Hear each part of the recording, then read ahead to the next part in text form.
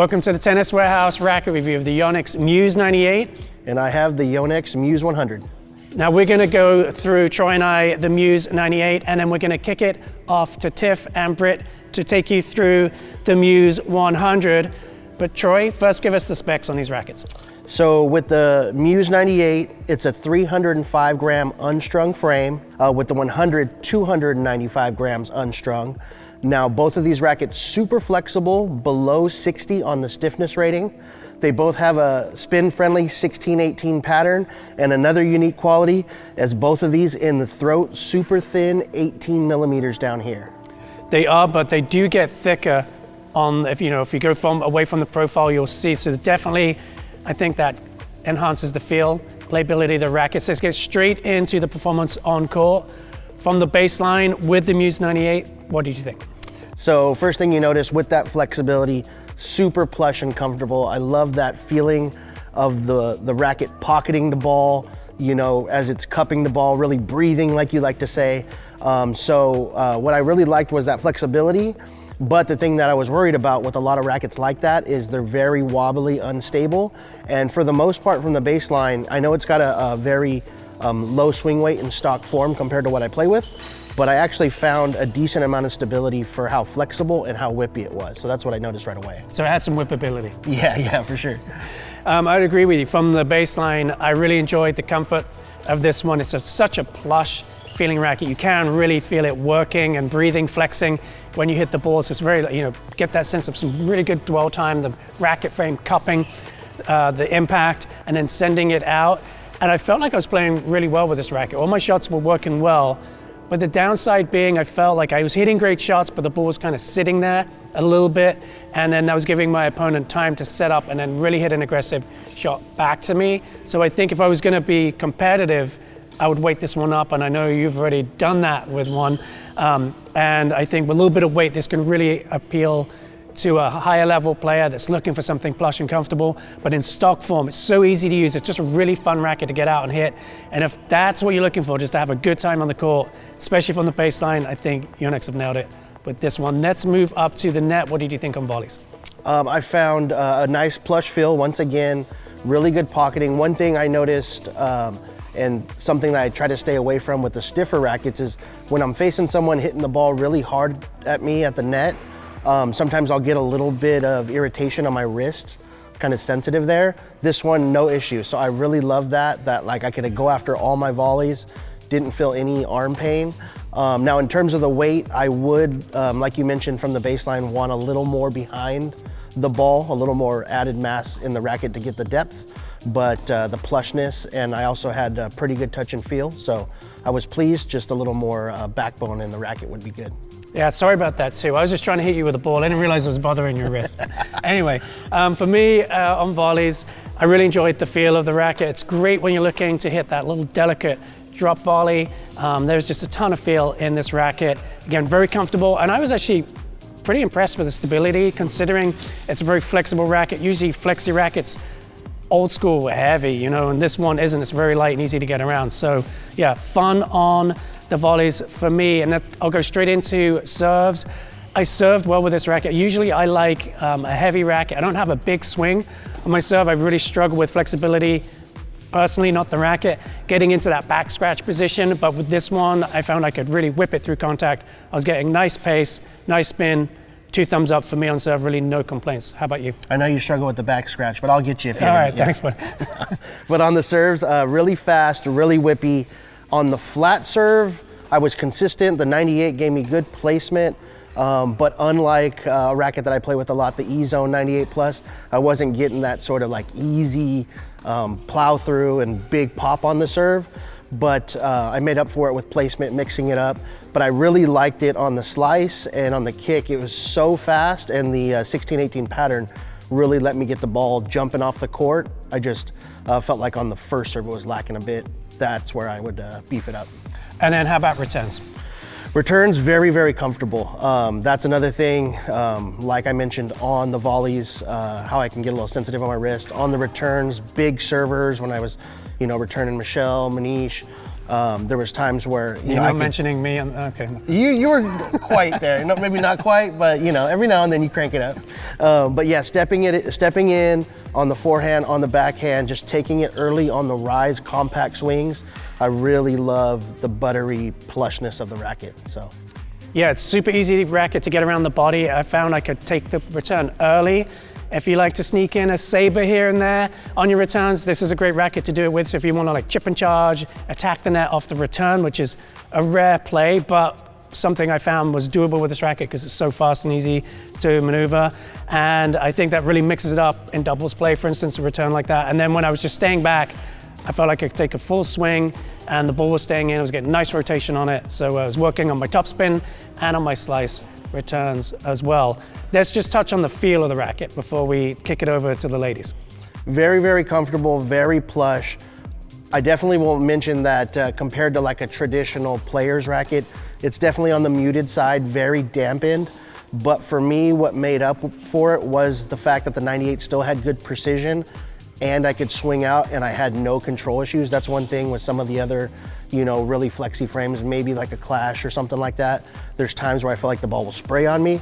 So very, very plush, very muted, but the fact that I didn't really have control issues, I could still trust in the frame. Nice. Yeah, for me, the comfortable plush response, it just made it a really fun racket for me to use. I had a great time, baseline, volleys, serves, returns. I was really enjoying my tennis with it. It was it's a refreshing racket to hit. It's very different to everything else out there. So I had a good time with it. I really enjoyed the feel, especially on those touch volleys. Right, let's check in with Britt and Tiff and get their take on the Muse 100. Now the boys did a great job with the Muse 98. Now it's our turn for the Muse 100, and Tiff and I are no strangers to Yonex 100 square inch rackets. Both of us have used them in the past and are big fans. Pretty much play tested almost every 100 square inch racket for the last 10 plus years. Now, how did this Muse 100 kind of compare? What kind of separates it from the others? Well, one of the ones I hit with a lot, two of them that I hit the most would probably be the V-Core 100 and then your racket of choice, the E-Zone 100. And I would say that this one swings faster than both of those. It's more maneuverable and actually more control oriented and less powerful than both of those. I did find that with this racket, you could just get the easy depth that I wanted right off an easy swing. I didn't really need to swing hard or fast, and I would get a nice ball that was easy to get in very consistently. I wasn't getting lots of top end speed. Like even if I was swinging harder, I didn't feel like my shots were flying, but I also didn't feel like I was getting that put away power. Just really comfortable overall, I think too. How about you? You're a big, big fan of the E-Zone 100. How would you compare it to your racket? Yeah, so the E-Zone 100's been my racket of choice for 15 plus years. And I'd have to agree with a lot of what you said. First thing I noticed with this one was how flexible it is. And I noticed that right from the baseline, felt like the string bed really pocketed the ball and it almost stayed on the string bed a little bit longer. It was super fast to swing, so I was really getting good racket head speed. However, that, like you said, didn't necessarily translate to easy power. I still was able to get a good amount of pace on it, but overall, I think I had to put a little bit more on it when I was doing approach shots. I wasn't necessarily putting that ball away. I had maybe one or two more shots come back to me before I was. So wrapping up on ground strokes, I really loved rallying with the racket. I found like I had great control and great consistency on cross court. So now we approach the net. Volleys maybe not necessarily either of our favorite shots to hit, but how did the Muse 100 work out? Definitely, I feel more comfortable on the baseline. You are a stronger volleyer than I am, but I think that the Muse 100 offers a lot of what I like at net, which is maneuverability. I really felt like I could get it in position easily, and that's really key for me.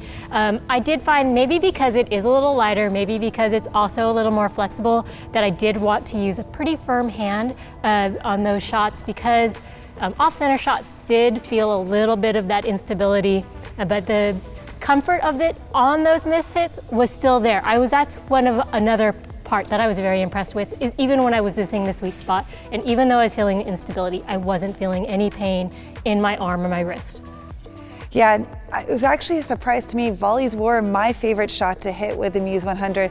I thought with that flexible feel, I kind of was creative with my shots, and normally when I come up to net, I just step in and kind of punch that volley deep, but I was finding myself doing a little bit more with it, whether I was softening my hands and hitting it a little bit short, but I really liked kind of the combination of, it was super fast maneuverability wise, but it was remarkably stable for being a 295 gram unstrung weight. So I did get to play this in a couple different double situations, and for the most part I felt like it really held up. I got in some quick reflex volleys and felt like I was able to kind of keep control.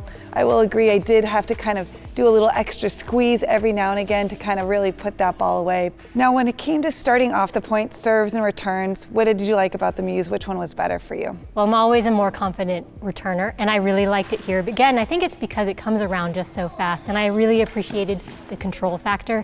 I could swing out on my returns and feel really confident of where the ball was going, so I didn't feel like I needed to hold back at all. On serves, I prefer a slightly heavier racket. I think it just helps me with my motion and making sure that I'm completing my swing, but I did think that I was very consistent with this racket. I think just being a nice smooth service motion, I was very confident that my shot was gonna go in, which is always a positive, cut down on those double faults. How about you?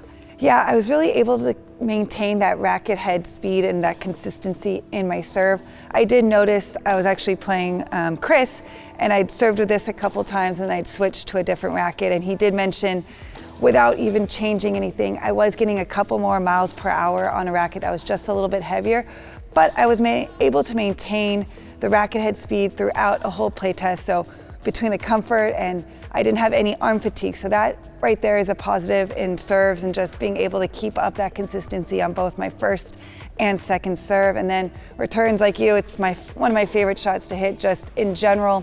And I really felt that it did a great job of kind of absorbing the ball, and really I was able to attack it. I was able to use my opponent's pace to kind of create a little bit more power off my returns and be a little bit more offensive. Overall, for me, this Muse 100 is one of the most unique offerings in the Yonex lineup. It's flexible, it's super comfortable and soft, and pretty forgiving sweet spot. Good mix of power control, really maneuverable. For me, the E-Zone just has a little bit more just for my game style, so I will still lean towards the E-Zone, but I definitely think like a beginner, intermediate level player could really get the most out of this racket. Yeah, I have to agree. I have to give a shout out to the beautiful color of this racket too.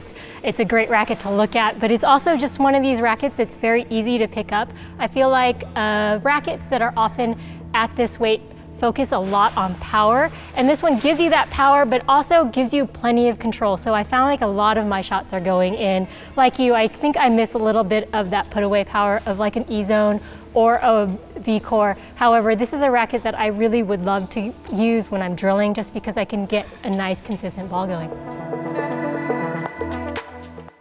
And that wraps up our review of the Muse 98 and Muse 100 rackets. For this review, we strung the rackets with Yonex Polytour Pro and Yonex Polytour Rev at 50 pounds. For more information on these rackets or anything else tennis related, be sure to visit us at Tennis Warehouse, Tennis Warehouse Europe, or Tennis Only.